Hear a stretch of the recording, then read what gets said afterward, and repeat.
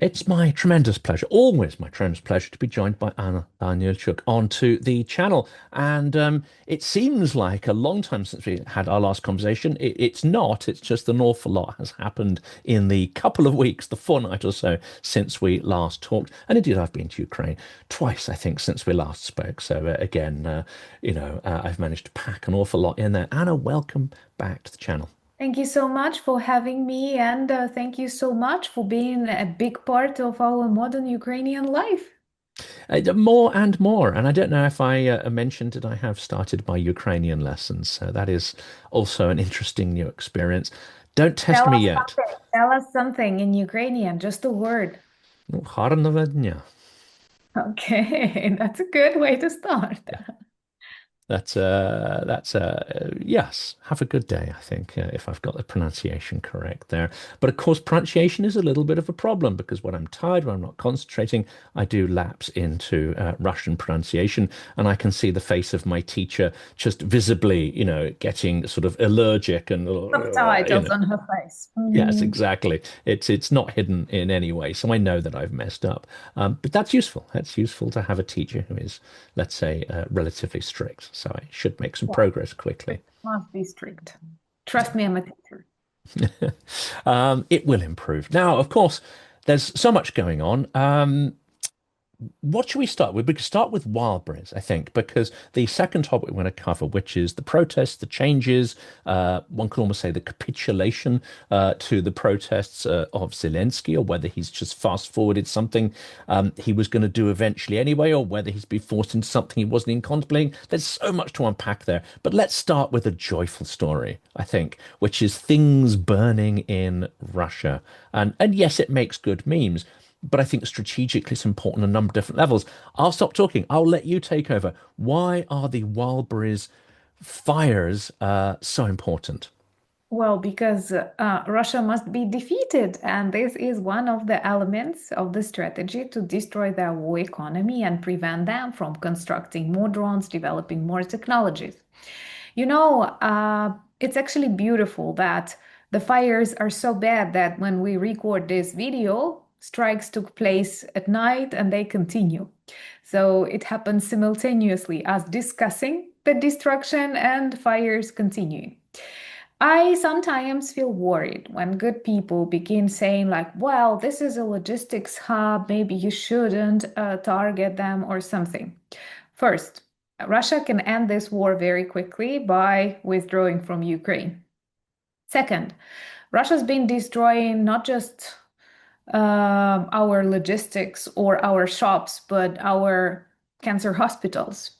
That's not what we will ever do because we follow the rules of war and we also want to remain normal human beings to live after this war. But it's important to understand that a lot of such logistics hubs actually work for the army, and they were very active in supplies of different parts for drone constructions, fibers, and a lot of things. Plus, they took a very active stance on the advertisement of the Russian armed forces, and simple Googling will give you a lot of such. Plus, these networks, they are very important for the Russian economy that is already in serious trouble. And Putin did everything to collect more taxes from Russian businesses. The plan failed, not only because the taxes were pretty unrealistic, but also because a lot of businesses closed.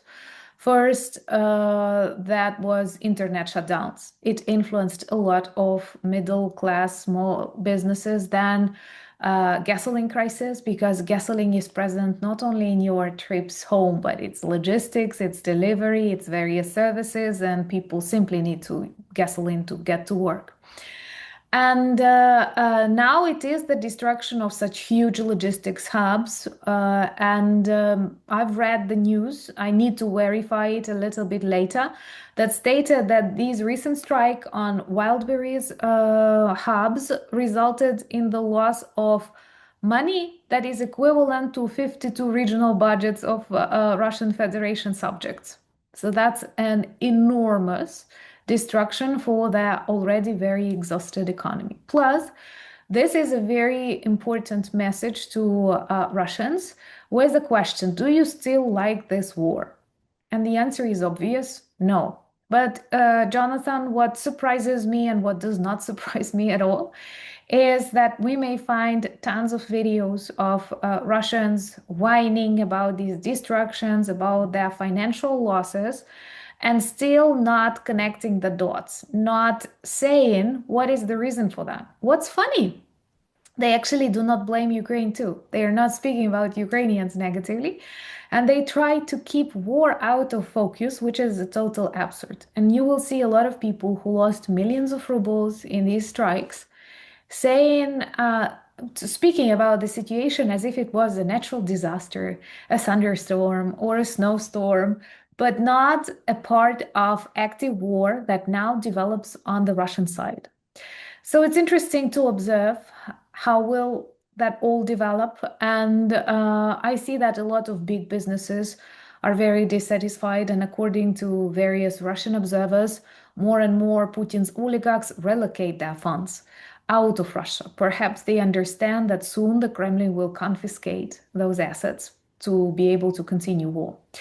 And it's interesting because they cannot freely relocate the funds, thank God for the sanctions, but they are looking for countries like Saudi Arabia, some African countries. And this is clearly a sign they sense this collapse either of Putin's regime or of economy. And Russians, again, have very clear way out. That is to stop the war. And for those still concerned, I want to remind you that just this week, Russia burned a huge publishing house with 250,000 books, a couple of storages, what's the commercial, like commercial for wine, good wine, which is like a lot of bottles of good wine destroyed. And they traditionally target our epicenter shops, which is like for home, like IKEA. Sumy, a huge warehouse Yeah, store a lot burnt of down in Sumy. supermarkets, and it happens on a weekly basis. What we do here is we try to support those brands affected. And when we learn that, for example, one dairy company was targeted, when choosing my sour cream or something in the shop, I prefer theirs. So, because it's not a big difference for me, but by buying their product, I can actually help them. So, think about this too, and it happens for years. Or we had a very interesting, it's just like a grasp of this Ukrainian life. We had some hummus that people like. I don't know, it's that the English, it's perhaps the international, but I don't like it. But it was a very popular brand and it disappeared from the supermarkets and people began asking, where is it? Where is it? And the answer was, it was totally destroyed by Russians bombing, and people began waiting and like cheering this not very big business to return back because they want to buy their products, and they again appeared on the shelves. So that's the life in times of war. And again, contrary to Ukrainians, Russians have a choice: stop it, and destructions, fires will stop. And here we are, we're in the fifth year of the war. Wildberries, it's been known for some time, is a critical node or layer of distribution of drone components, drone parts. One could perhaps compare it in the Ukrainian concept to a mixture between Amazon and Nova Poshta. You know, they have this huge distribution network throughout the country. Yes, they are delivering convenience and comfort to Russians who don't deserve it. Absolutely. So it's good to see that denied, their sort of privilege and convenience being destroyed. But also for those who are complaining about it or pointing out that, oh, why are they hitting warehouses? This actually is a really important logistics network to Not help a keep the Russian warehouse. war You have machine to going. see, yeah. And plus, it's not like this classic, it's not a shop, it's not a supermarket. It's the logistics of your enemy. And they do have a lot of parts from China or elsewhere delivered. And they also construct drones with that help. And you see that we choose and prioritize and timing and targets that do not lead to casualties among civilians, which is also very important. When Russia keeps targeting us with now air defense missiles that are very, very shaky. Like they are not meant to be targeted. That's why when they drop them on Kiev, the destruction is immense and the destruction is totally uncontrollable. So you cannot plan to target anything with it because that's an air defense. It's meant to stop the other missile. But they use it to cause more destruction, more terror. Let's talk about that too. And I've been mentioning this on the channel the last couple of episodes because I was in Kiev. The last night I was there in the long trip I did recently was the first night of the changed Russian tactics. And you could tell psychologically because I had some conversations the next day and I experienced it as well. You don't hear the air defense. You don't have the Gerans or the Gerbers coming in, the decoy drones. So actually the air alert doesn't go off. The first thing you know the raid is going on is potentially the sound of missiles passing over your location and the sound of explosions. Then there's a pause, and you're thinking, what the hell is going on? Why is there no air alert? There's no time to get to the shelter. It's only sometimes seconds or minutes after the first explosions, and then those strikes are punctuated throughout the night. No drones, just waves of ballistics designed to cause not just random destruction, which of course they do, but I think there's an element of psychological terror there. The way they space it, the way the first and the last strikes are actually during daylight hours and then punctuated through the night is to deny people sleep, to deny them calm, to deny them a sense that they can get to the shelter or even to get to the stairwell. But these have continued. There have been several waves of such strikes since that first pattern was changed. Do you see a certain amount of desperation in this change, or are they leveraging Western weakness and the non-supply of interceptors? Because we know the supply of interceptors at one point was depleted to a dangerous minimal level. I'm not quite sure if that's changed since. Well, desperation is not a word to describe anything in Ukraine. Of course, it's difficult. Of course, it's I meant extremely the damaging. enemy. I meant Putin desperate. Is he taking these tactics because he has a certain sense that Yeah, nothing's working? what else can he do? And it's actually another proof that he does not have a sense of Ukrainian mentality. And this is something that keeps destroying him. That's a trap he is in. Just as his blitzkrieg failed, he genuinely believed that we would surrender, greet Russian soldiers with flowers. And when it failed, if he was smarter, he would just change the advisors, look closer, because everything he does to Ukraine has a totally different result to what he expects. Again, I watched one Russian observer, but who is pro-Ukraine and supports fundraising. He has a huge following, Mike Naki, and I'm he not here. showed. He's maybe the only one I actually follow as well of that lot.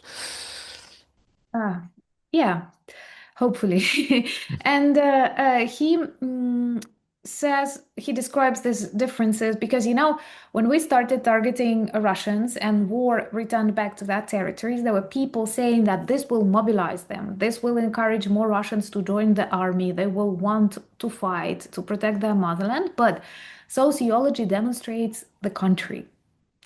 And he shows this difference because after attacks, after new tactics that Putin is introducing to cause more harm, more terror, to kill more people, what happens is our support of our leadership grows. We unite around. If we are okay, we start teaching them, changing them. But in times of this immense danger, we are very united. And it was tested by sociology that during such periods like these blackouts or when they destroyed electricity and heat during this winter, what people do, they become more united and they support president, armed forces more. Why? Because we defend our motherland, because we know that these evil creatures are doing to us. But in Russia, it's contrary because that's the invasion. It's not the defense. And it's not a necessary war for them. They do know it, they do feel it. And when it starts bringing them negative consequences, they are angry at Putin and those who brought it into their lives. So it has a totally different result. So the more Ukrainian drones travel to Russia, the more Russians become anti-war, anti-Putin, and this is important. It is, and it's with an immense frustration actually, because you and I have been having these conversations since the first year of the war. We've been having conversations saying that Russia is not a nation, it's not a nation state, it has a population, or as Nevzorov calls it, bydlo, or cattle in a offensive kind of manner there. It's one of the reasons I bought, and I certainly wouldn't do it if they were giving the wrong messages out. But it's one of the reasons two people, Elvira Bari and Konstantin, come onto the channel because they both explain this same thing, that there is no nation state, there is no rally round the flag. They will not act and think in the same way. And that actually something you and I have been trying to communicate over and over is that actually most Russians, especially in the large luxury cities of Moscow and St. Petersburg, are there to protect their privilege, their comfort, their status, their convenience. And the only chance of, in some way, and I won't say inciting protests because that's not going to happen either, but the only way in making a majority of people feel that one, they don't want to be involved in the war, and they may even start making noises about not being happy, is to challenge that privilege. Here we are in the fifth year of the war. Finally, it seems to be at the heart of Ukraine's strategy. Yes, they're hitting the logistics network, but I think there's a deep psychological angle to this as well. I don't know if you agree. Well, I think that perhaps the greatest effect was Ukrainian strikes on Moscow that continue. Not the strikes themselves, but the fact that Moscow is very vulnerable. And despite all Putin's efforts, the safest in the world city, as he described, is constantly burning. And Russians in other regions understand that if Moscow is exposed to the Ukrainian strikes, then there is nowhere safe. Plus, I observed this huge wave of panic after Ukrainian drone visits to the Urals, to Yekaterinburg, Chelyabinsk, the cities that were traditionally safe even in times of the Second World War.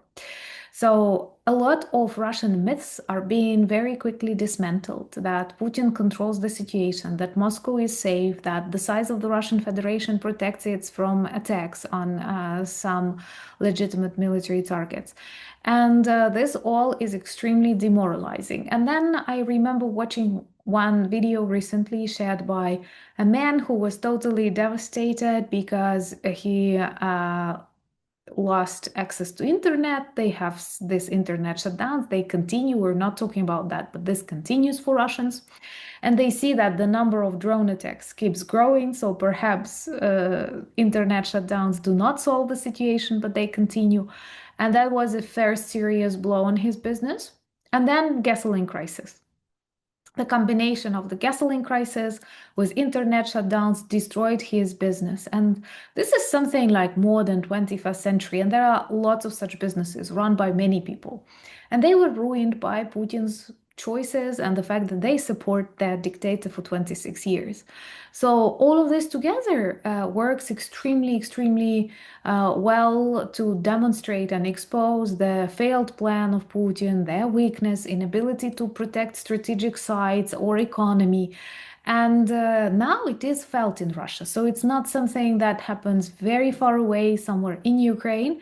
It is their new reality. For many, it is already an active war with air raid alerts, with smoke.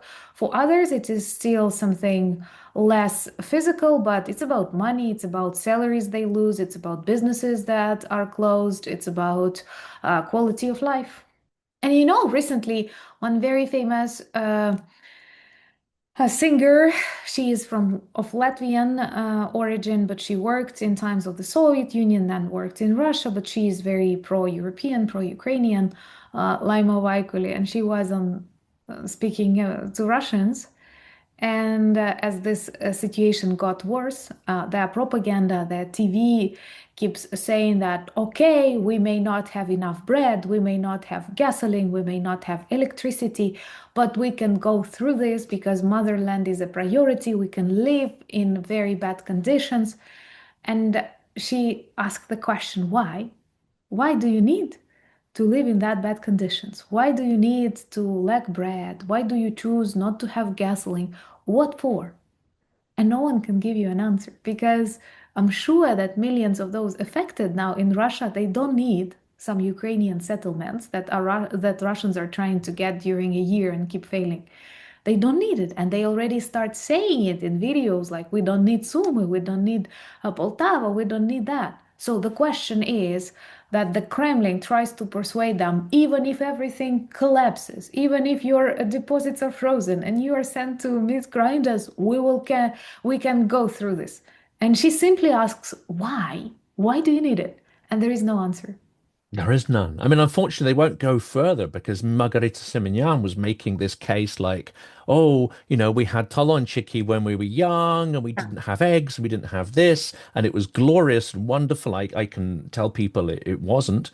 I talked to people who lived through that, and it was awful, frankly, for everybody concerned. So no one should want to go back to those days. But they also forget that Margarita Simonyan is probably paid hundreds of thousands of dollars a month. She's never going to have to stand in a queue for eggs. She's never going to be denied, a ticket to go here, there, and everywhere. No, unless, she suddenly develops a conscience and starts criticizing the regime, which will never happen. Such No. people can. But the question is that, like all these reasons that Putin was using to explain the need for the special military operation, they were destroyed. He promised more security and safety, describing this invasion as preemptive, and the result is contrary to what he promised. There was no war or explosions or gasoline crisis in 2022, and they have it in 2026. Why? The answer is obvious. And the same about profits and benefits.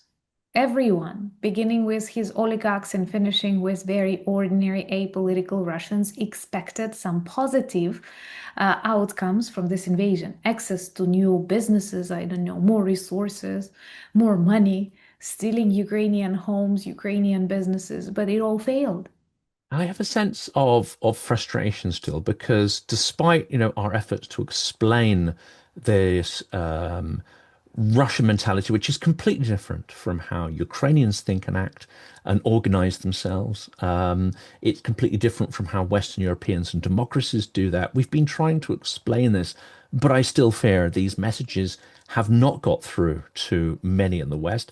Some, yes, it's starting to percolate through to some decision makers, but unless this Russian mentality is actually properly understood, then the methods of countering, the methods of striking back, the willingness to do so, the bravery to do so, which Ukraine can be seen, that hasn't quite percolated through. No, we'll continue making these materials, but do you Do we feel the do same that? How do frustration? we make them see the reality? Because when I read some British or American newspapers and they speak about, let's say, China, they do not measure or predict China using this Western optics. They know it's a different approach, it's a different mentality. We're not even saying good or bad, it's different. And they are not trying to put it into this European metrics.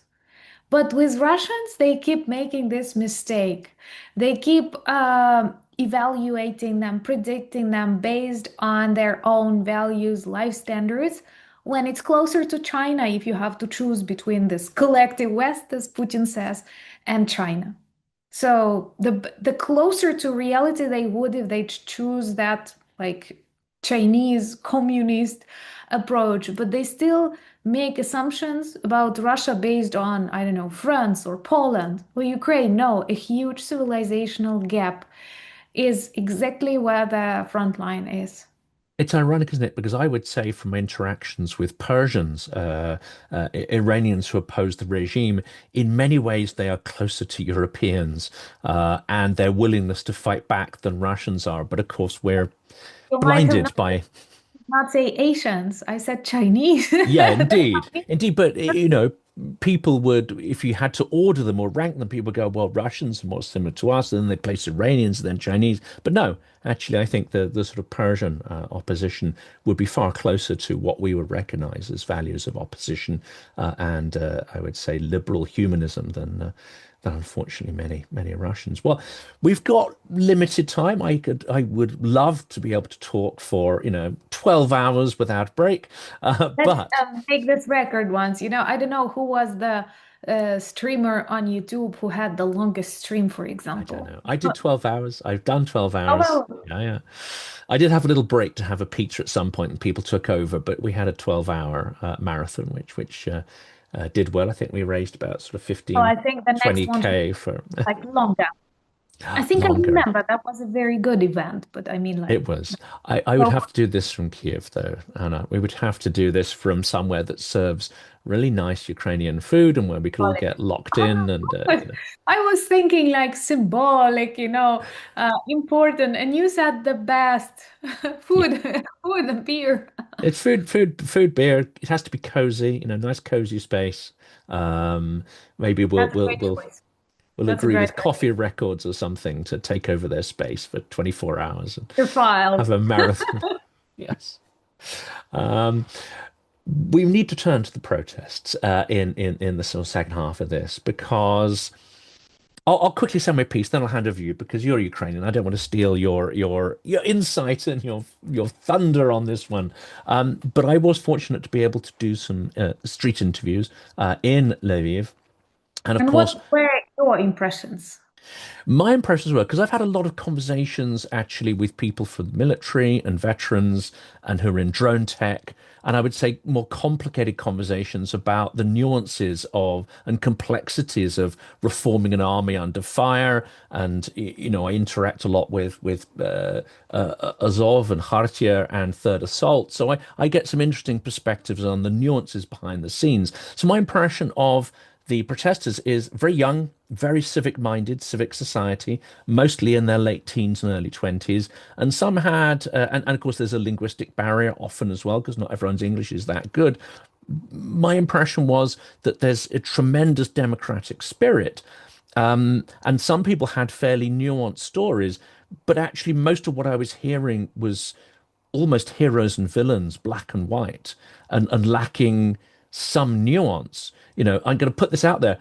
Fedorov has done great stuff, but he's not an angel. Syrskyi has a lot of issues, but things are more complicated. I won't say any more here, but I had the impression that some of the stories I was hearing were fairly simplistic. And now I'll hand over to you. I am once again very proud to be Ukrainian because I think we demonstrate to the world what real democracy is when we are not afraid to start conversations with our leaders, when we are responsible enough not to take these conversations into something dangerous. I had so many good people who support Ukraine, genuinely worried.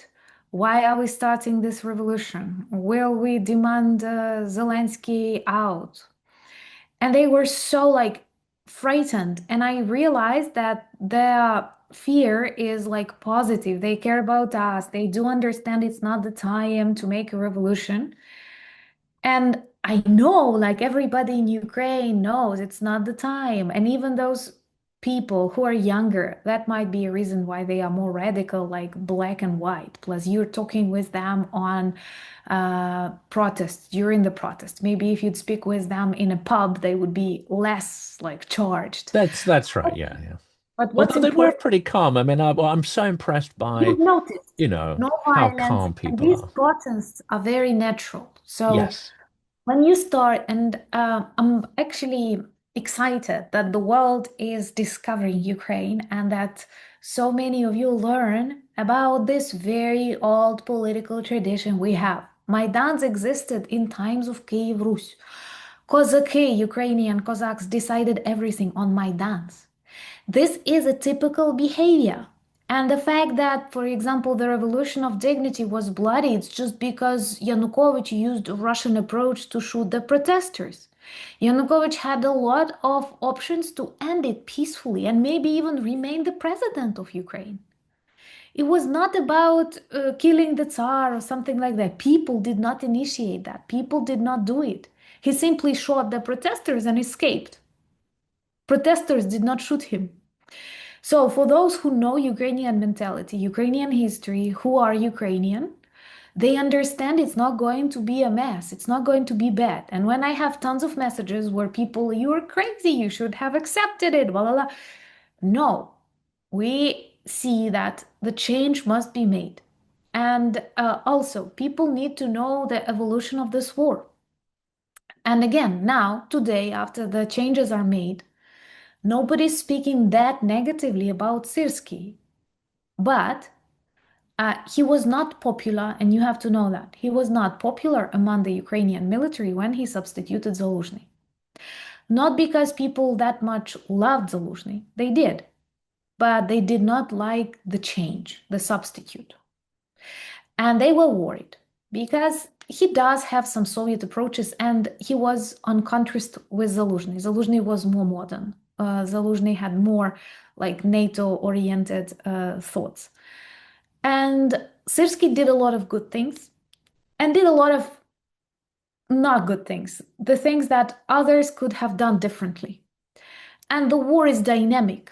And as some observers I respect here in Ukraine internally, military say he might have been good for 2023, but he may be bad for 2026.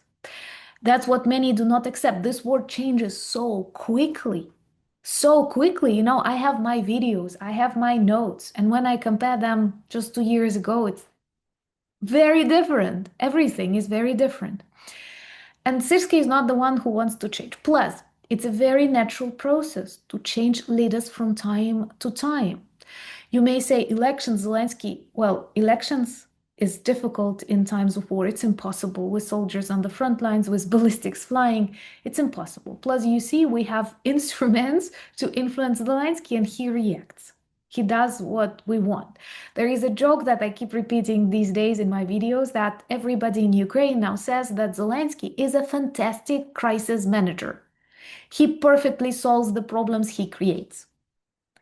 But now, you know, we were all commenting very negatively when he chose Syrskyi over Fedorov, and there were so many bad words below his messages on Instagram. They did not clean them, they did not close them, but not demanding elections or something that Russia might have hoped. But people say, another mistake, you're stupid, don't want to see you, get out, I hate to see your face, something like that. Very human at the same time. That's what you say to your friends who disappoint you, to your colleagues.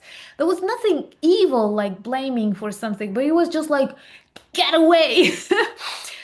And today I simply checked. And there are thousands of thank you. Oh, you're our cute You reply. listened, you We listened, knew you would yeah. do it. Don't frighten us this way anymore. Another mistake. What a crisis manager. But people are again, what you see, it's just like family. And it's the way it should be in the countries, Yeah. actually. Not something to be afraid of. One of the banners exactly talks to that I saw on the square and which you like, and I can't remember what it was, but they used his Laskatelny. They used the sort of soft nickname of Well, a lot Zelensky, of things. They were and and mostly it said, like, "What the hell?" It just used his name like that as if he's a member of the family. Then just what the hell? yeah, and they were saying just like there was things like that. For example, there was one informal saying like Vova Mimo. Mimo is just like when you miss it, when you're shooting, and just like so people did not say you are bloody dictator, get away from our country, we hate you. No, it was just like I don't know, like you interviewing Simonyan and saying that she's like has her opinion, and me saying you, Jonathan, what? Oh, Anna, oh my God, if I ever did Maybe that, Simonyan it was too bad, but someone minor. Anyway, it wouldn't just be you who'd be tearing me limb yeah, from limb. There'd be a dozen there were people. thousands on the streets, but I mean, it's not that like you cross everything out. And the same about Syrskyi, it's not that people wanted him, I don't know, assassinated. No, people said that he needs to go because right now Most of the military want this change. Again, he was not popular when he came, and he's not popular when he left. It is also important. And uh, I know that this change that will not be quick and that will not be that tremendous as everybody wants. Russia will not stop killing us just because we have a new commander. And But reforms take months, this years, gives in fact, to a lot percolate of through. hope. This gives a lot of hope and motivates soldiers. You know, I have a lot of friends in the military and close to me people. And I remember that when Fedorov was fired, again, it was not that much about his personality. We do not have cults. We do not build cults. Or if we have, it exists like for months. We are not this kind of nation. But I heard a lot of people in the military who did not have enough vacations, who live very difficult lives, who did not think they would stay in army for 5 years, telling me that we are crying. We are super demotivated. It was so difficult. No promises of demobilization, not enough rest, not enough communication with families, because mainly that's not supplies, not something, but I mean like living your life, sacrificing your years, your health, your primes. And they said we had some hopes. There was some conversations held. We had some hopes. And when he is taken away, this and like Syrskyi's approach wins, there are hundreds of thousands of demotivated soldiers. That's the worst you can have. Yeah. And then, when rumors began that Syrskyi may be substituted, there were a couple of candidates. And Drapaty was mentioned. And a lot of the Ukrainian military, I quoted that saying it was me, but a lot of the Ukrainian military told me, we do not believe they will choose Drapaty. That would be too good. We would be too lucky. And it's not And that he's a saint or a miracle worker, but it gives some hope when for this progress. Yeah. happened, you know, many people got motivation. This can simplify the process of mobilization. This can ease the pain and tires, what's that, tiredness of our soldiers. This is just like what they want. Plus, what our viewers who are genuinely worried for Ukraine need to understand that General Drapaty is not someone new, not someone we signed via internet to do a new job. He was there on the battlefield from the very beginning. He was one of very few important commanders. Near Syrskyi too. Syrskyi was competing with him. He did not like him, but he was the general leading Ukrainian troops. So it's not that we get someone who knows nothing or who will begin doing everything, trying, like a lot of people say, but he has to get the idea of, he knows he was working on one of the top positions. So it's not like taking someone alien.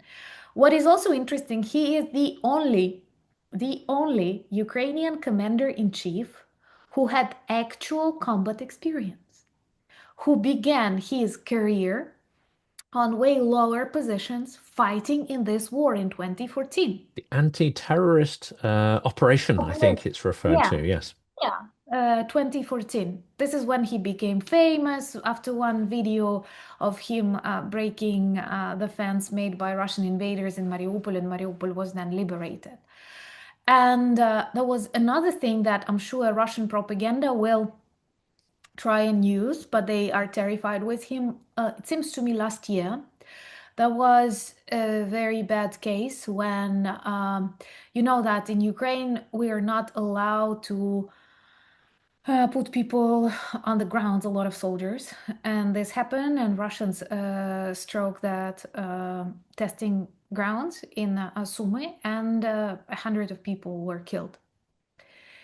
And he decided to say that he's leaving his position, even though it was not even his direct subordinate. It was just like 12 people between the one who made this decision despite the law and Drapaty. It was just like one unit, and there were a lot of decision makers between that person and him. And I saw how sorry all the soldiers were, because it's a beautiful move, but it's so bad because he was the one introducing some reforms, wanting to change something. And this speaks about his dignity. about his respect of human life, about this correct military image. So he's not about Dedovshina, he's just about respecting everything and building his authority and his name. That's why he's very much loved. Honestly, you will not find a person, even those who supported Syrskyi, can tell you nothing bad about Drapaty. And again, that's why Ukrainian soldiers simply did not believe he could be appointed because he's too polite, he's too professional, he's too kind. And that's not the type of people that get chosen. And he knows what to do. And I observe a very huge wave of panic in Russia because they see we change commanders. That's normal. War changes. And we have a new one, a young one that knows a lot about the drone warfare, the AI that is open to experiments for this asymmetrical war. And what do they? When I understand that my president is Zelensky, my commander is Drapaty. And what Russians have? Gerasimov and Putin. Just think about this. So it is very motivating. It is a demonstration that democracy works, that our leadership listens to us, that we can make some changes. It was not something you might have noticed that, for example, because people say it's unprofessional, the president knows better. Those people on the streets, they did not dictate whom they see as the next commander in chief. They were saying Syrskyi out, but they were not pushing for someone because that's for the army to decide. That's for the president to decide. They were saying Fedorov come back, though. I saw many posters with Fedorov, return Fedorov. But many explained in the crowd that, yes, we're saying Fedorov, but actually what we're protesting is a process of reform. Again, it's not about the one individual. It's about maintaining a reform process. 100%. Fedorov is cool. I would like him to return. But he was the Ministry of Defense for 6 months. Before that, for years, he was the Minister of Digitization. What he did when he joined the Ministry of Defense, he decided to reform it and he began acting not knowing the system. Again, it's not the corruption that is in focus, but he was not obeying these rules, hierarchies. He was focused on the changes to make. That's why a lot of people disliked him and started playing against him. And I believe that the conflict between Syrskyi and Fedorov was one of very important and the reason for these decisions. And perhaps President listened to Syrskyi a lot. Syrskyi was providing him positive updates from the front lines. Plus, it is a priority what is happening on the front lines for any leader in Ukraine. But then, when he saw the reaction of the army of people, when he started speaking openly, because again, for quite a long period, we keep things closed because it's war, because it's our internal problems. Everybody understands that. So for me, and for many of those protesting and supporting the change, Fedorov was not just like about the personality. It was about the change, the 21st century approach, difference, respect. Like, what are we looking for in the army? When Syrskyi still prioritized this old school obedience, assault groups, and the longer he remained the commander, the more he introduced of such things. The more free he felt to return back to these like Soviet practices. I was going to say it's worse than just incompetence. It's if you No, no, there employ. was no, I think there was no incompetence. Mhm. I think it was more about rules and this very like Mm. Soviet style. But it's who you appoint as well, isn't it? Because, it may not be direct incompetence, but if you employ people who are less good, less efficient, less open to ideas, let's be honest, it decreases the chances of survival of people in your unit and it could potentially decrease effectiveness. This is something else I got that people didn't say on camera, but which was quite clear in the conversations in and around the protests is that the underlying thing is that everyone has a relative or friend in the army or someone who's missing, someone who's died, someone who's serving, and everybody And someone who understands thinks he will serve. and It who will will happen serve, of course, of tomorrow. course. And you want to know who will be the one responsible for your life. Yes, you want to be effective. You don't want your life thrown away for Yeah. no good reason. Yeah, when like Russian trolls keep asking me when will I conscript? They do not conscript women now, so I will not join voluntarily. But if conscription starts and it includes women, I will not avoid this duty. I will not escape. I will not object it. But I was asking myself, what would be my like priority? How would I act not to be afraid? Because it's normal to be afraid of such things. It's nonsense to say that like everybody must want.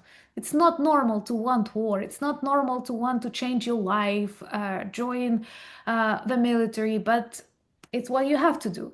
So it's normal to try and find the best fit for yourself. And obviously, not all can be commanders. So for me, it was just like, what part of the Ukrainian army could I be the most effective in? Because, for example, I'm very bad at like manual work. Jonathan, you cannot imagine how bad I sew. Like I cannot sew at all. It's all in blood. The button is in the wrong place. I simply do not even start doing it. I'm good at embroidering, which is a surprise. And I'm not a very like person that can glue something well or can make you a card. It will be a horror Or card. DIY, I guess it's not my thing either, by the way. I'm no good Yeah, at so and I'm okay practical about that. things. Yeah. It's Yeah, not that yeah. I want it. I'm okay. I cannot man something. My dad was the same. When he was trying to man the shelves, he would somehow cut a shelf that is smaller than the one he needs. And he was a dentist surgeon. He was very precise at doing it's not ours. So, for example, doing something like that, I will not only harm myself, I will harm the Ukrainian army. So it should be something, I don't know, translation, training, informational warfare, where I can be effective so that I know that my time, my life, my health is used to the fullest, but I'm effective to the fullest. I'm not digging the ground, I'm not carrying the buckets. And it's not that it's a bad job, we can combine it, everybody has to do it. But I mean, you have to find your place. And it's super important that the army listens to you. That is why, by the way, they did a very good thing when they allowed those people who come and conscript voluntarily, like they join the army voluntarily, they have a very big choice of positions they can get. And And core, they can join one of the volunteer battalions, not just the traditional, yeah, so more they can hierarchical choose army. a Yeah. profession, they can choose a position, and they can choose a battalion. And those who are, unfortunately, those who volunteered at the beginning and those who are conscripted without the decision like to join, they get random positions. And by the way, this change pushed a lot to join the army. And it's the way it should be. People interview you, you show the positions you have, and there are some that people feel way happier on than they were in their civilian lives. So this is what people want. They understand it cannot be 100% good. There will be bad things, dangerous things. You cannot deliver something when the battle continues. But the approach, the attention, the understanding, and that is what we got with Drapaty. And I know that be it Fedorov or, for example, if that Khmara remains, who is now the temporarily acting minister, they are both good. They are both from this kind of uh, way of thinking. And that's what people wanted. So for me, the change of the commander is even more like important because still commander is very important. He speaks with the ministry, he sets the tasks, and right now all the candidates for that Ministry of Defense are good for me. So I'm supporting both. This is the lottery you spoke of, isn't it? And it is unfortunate that if you volunteer, you get a choice. If you don't, you're inducted into a negative Well, lottery. But what is perhaps the worst is that those best people who volunteered the first years, the first year, they also do not have this choice and they cannot relocate that easily. And these are the best of the best. When others were doubting, hiding, thinking what to do, had some time to prepare for that decision. These are on the front lines in the army for 5 years already, and they have less freedom than those who join now. That is something that has to be changed too, because we speak a lot about mobilization and we do not speak about demobilization. And there are people who serve for 5 years. That's a lot. That's like very much. And when they joined the army, they didn't think it would last for 5 years. And they were doctors, they were fathers, they were businessmen. And I'm not saying they can be free tomorrow, but they want at least some discussions, even if they continue for 5 more years, but they feel that the government is talking about them, that there are some ideas, there are some discussions. It gives people hope and Yeah. motivation. And after 5 years of fighting, they do need such things. That's it. There's something that hasn't really been mentioned much, but it's impression I get from speaking to a lot of people is that these problems with rotation, not getting breaks, people, as you say, physical and mental health being stretched beyond endurance year after year, that actually in the last 6 months things have started to improve, that people are starting to be rotated a little better. There's a bit of better management in certain areas of the front, and of course that needs to accelerate and improve. But Yeah. there's a whole range of things, and then of course there's the TTK, there's the Verbovka, there's the recruitment agents, which actually. Interestingly, I don't know if it's connected, but of course there was a riot in Lviv just a week or so ago that just preceded, the firing of Fedorov, or rather, the prime minister was fired, and the whole cabinet, as per Ukrainian law, had to be pushed out. But I wonder if these things are connected, and I wonder whether the changes. I know we're coming to the end of the time, but I wonder whether the changes that are now coming with the reforms will, cover every aspect actually of making the army more effective, more humane, and more attractive actually to people to join. Mm, it is actually very complicated and very simple at the same time. One thing that all have to understand, you cannot enjoy war. You cannot enjoy your army experience to the fullest because that's not what you want. That's dangerous, that's exhausting, that's cold and hot, and there is no way you can satisfy everyone because we're suffering. And when you spend your nights in a bomb shelter in Kyiv, you're also suffering. You have headache tomorrow, right? Or something like that. It's not that you enjoy it. But in general, that's a choice you make because you want to protect your country and you want your government to look for the ways how to make it more bearable and more comfortable for you. And these are the changes we have now. And it may sound simplistic, but it is very, very important. Drones. Drones, they changed a lot. With this kill zone, it did not exist just a year or 2 years ago. It's getting bigger and it protects a lot of soldiers. Of course, real people on the ground, infantry, meta, these are heroes, but there are more and more people fighting with the drones. And the decision to join a drone unit is way easier to make than the decision to become a classical infantryman. And a lot now want to join drone units because that's even interesting, and you can be quite far away from the front lines and relatively safe, and at the same time do a very important job for your motherland. And the more robotic this war will become, the easier it will be to get more smart, cool people to fight it. So this should be a priority. I'm not saying this will happen tomorrow, but this is what we need to work on. And Fedorov, in one of his recent comments, said that, for example, the Ministry of Defense needs to think ahead. I'm sure Gerasimov and Putin do not discuss such things. And he said that usually when you make a tender to buy drones, you describe the things you need.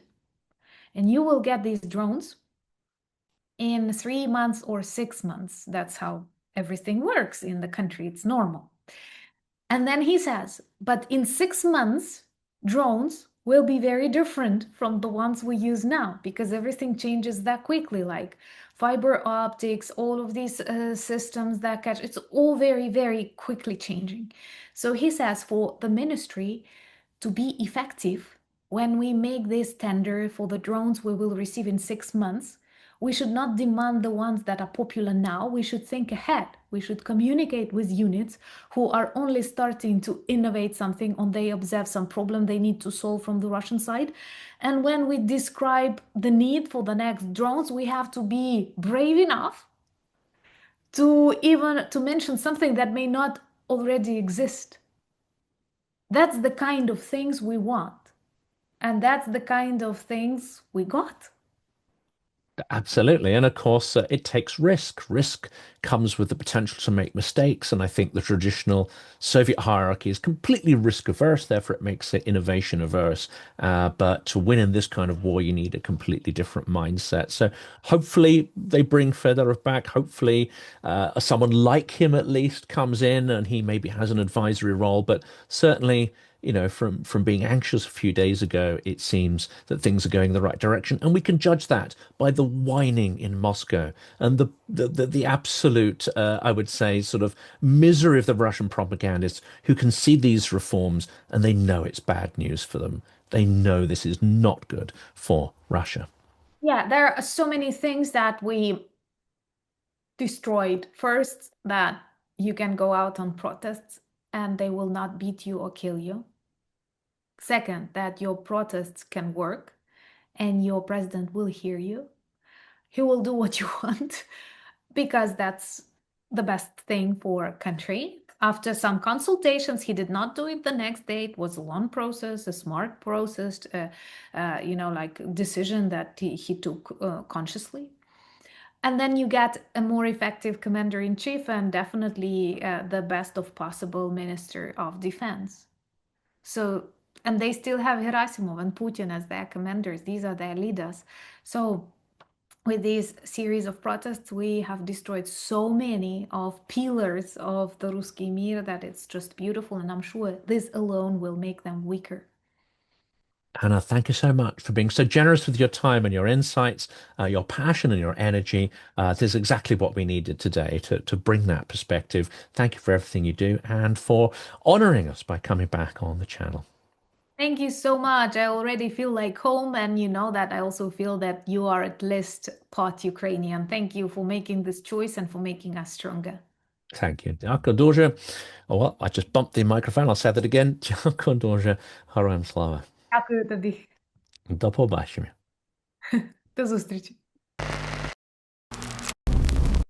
Let's unpack the book, The Dark Heart of Russia, because it helps to explain how we got to this point. It's edited by me, Jonathan Fink, the creator and host of the Silicon Curtain podcast. It's published this month by Gibson Square in London and is already available for order and delivery online, though officially the PR release will coincide with the Phantom Victory Day parade in Moscow on May the 9th. 30 interviews, 30 voices selected from over 1,000 interviews that have been conducted on this channel. And the lineup that we have put into this book reads like a who's who of the people Moscow would most like to silence. Bill Browder, Garry Kasparov, Fiona Hill, General David Petraeus, Peter Pomerantsev, Luke Harding, Mark Galeotti, Keir Giles, Anders Puck-Nielsen, Alexander Etkind, Yuri Felshtinsky, General Ben Hodges, and many, many more. And with a strong set of Ukrainian voices included, it could be no other way. Volodymyr Ermolenko, Alena Holoshka, Sasha Dozhik, Olga Takaryuk, and Alexander Romantsova, among several others. And the timing is not accidental. We are releasing this book precisely as the Kremlin's central myth, the myth of Russian victory, Russian strength, Russian inevitability, is being shredded in real time. Ukraine matters, and I think this book matters, and our support for Ukraine is the only way of stopping Russian imperialism from its eternal outward expansion and the destruction that it brings in its wake.